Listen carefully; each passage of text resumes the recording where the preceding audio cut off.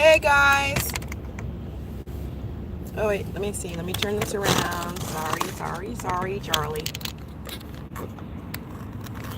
Oh, and then that doesn't work like that, huh? Okay, I'm just gonna hold it. I am.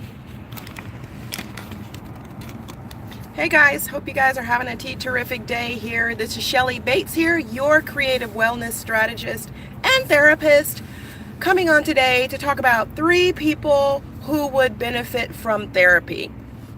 Now, I know that there's a lot of stigma regarding mental illness and mental health and all those other things. And I want to work to kind of dispel that a little bit and just, again, kind of outline who would benefit. So, the first person that would benefit from therapy is the person who is alive. Yeah, I said it. The person who is alive. And the reason why I say that is because everybody has stress. Everybody has just situations of everyday situations that may not be like, I don't know, like fire alarm situations, but everybody has situations that, where they need to maybe unpack that situation, maybe even be validated about that situation, and maybe they need someone to help them to figure out, is this me or is it someone else, and how do I work through this? So it doesn't have to be anything major, okay? So the first person is just someone who just has everyday life situations, and they just need to kind of get that stuff off their chest so that they can move on. Okay, that's number one. The second person who would need it would be the person who is stressed. So we're bumping it up a little bit, right? So it's the person who, has got some stuff going on, and, it's stress, but it's building up. And there's not been a full release of that.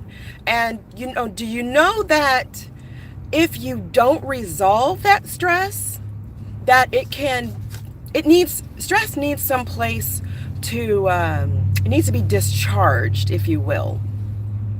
And when it doesn't get discharged, when that cortisone doesn't get discharged, it stays in the body, and it's almost like a toxin. So we know that some stress is good, and I'm not talking about that, but I'm talking about when that stress is not discharged and it stays in the body, then it starts to affect you mentally, emotionally, and even physically. So you may start to have headaches, you may start to have stomach aches, and even body aches, and when it's not dealt with. So if you are stressed, and you're stressed every day, and you're stressed all day, and there's no resolution, there's no releasing of that, did you know that could eventually turn into PTSD symptoms, and it can turn into anxiety? So if you're stressed, like people like doctors and lawyers and teachers and those high demand positions, yes, therapists, those high demand positions, even school, being a college student, even kiddos. So this doesn't just apply to adults, but kiddos also experience stress. So if you are stressed and you have not discharged that stuff, you would probably benefit from therapy. So again, number one, the first person is the person who is breathing. The second person is the person who is experiencing stress, and there hasn't been a resolution or releasing of that stress. All right, are you ready for number 3? The third person who would benefit from therapy is someone who has experienced trauma. If I could explain trauma in its most basic, and when I say most basic, it is not to diminish or to lessen the effect of trauma or the experience, but in its most basic sense, trauma can be a situation that you have experienced that has not been resolved, and it is something that is affecting you in your everyday life. So it may have happened a week ago, a month ago, a year ago, 10 years ago, 50 years ago, but it is still showing up in your everyday life. So I'll give you an example. And I heard this example once before when I was in EMDR training. And so I'm pulling it from that. It's not my own, but I think it just exemplifies, and it's a really good example of how trauma can show up in your life today. So the example was a little girl. She's walking with her parent, her adult parent, and that parent reaches back to grab their hand, to hold the hand, and they accidentally slap the child in the face. So that child has a couple of ways of how they perceive that action.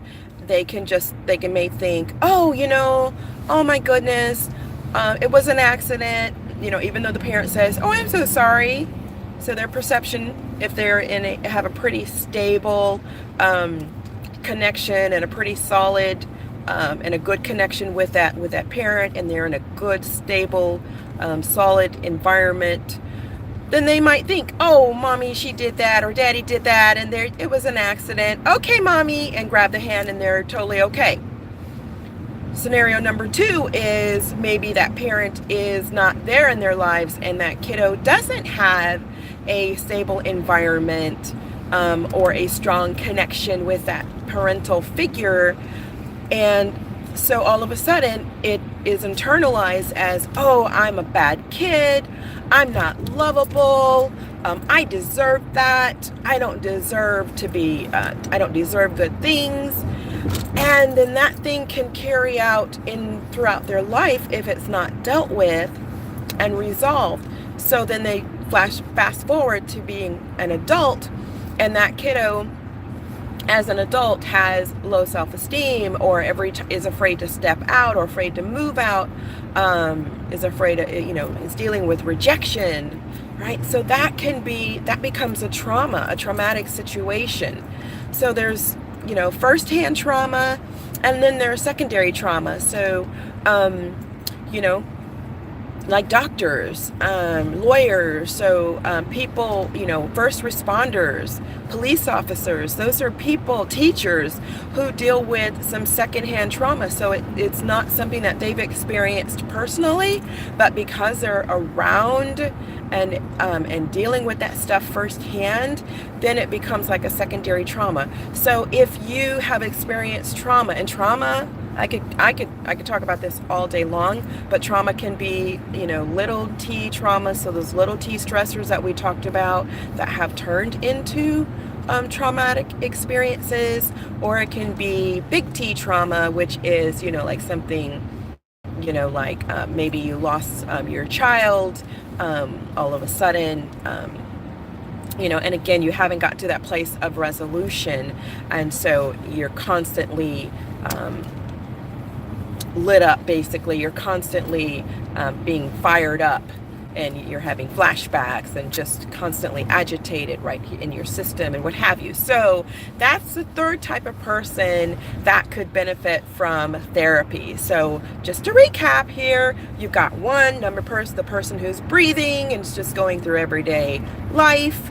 Number 2 is the person who is dealing with stress. And number 3, the person who is dealing with either first-hand trauma or second-hand trauma. So you can benefit, those 3 people can benefit from therapy. And if you need more information about how I may be able to help you with that, I would love to have a dialogue with you. So you can reach out to me. My website is butterflyeffectccc.com. That's butterflyeffect3ccc.com. And I would love to see if I can help you out or get you to someone who may. All right, guys, hope this has been helpful for you. This is Shelly Bates here, your creative wellness strategist and therapist. Hope you guys have a terrific day. Bye-bye.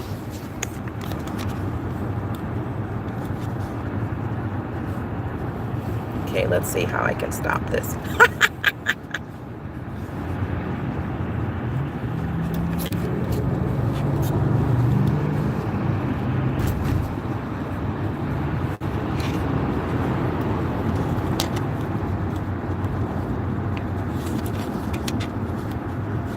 Well, I guess maybe it doesn't want to stop. Okay, so what questions do you have for me while I'm on here and trying to get this thing to stop? I'm just putting along here.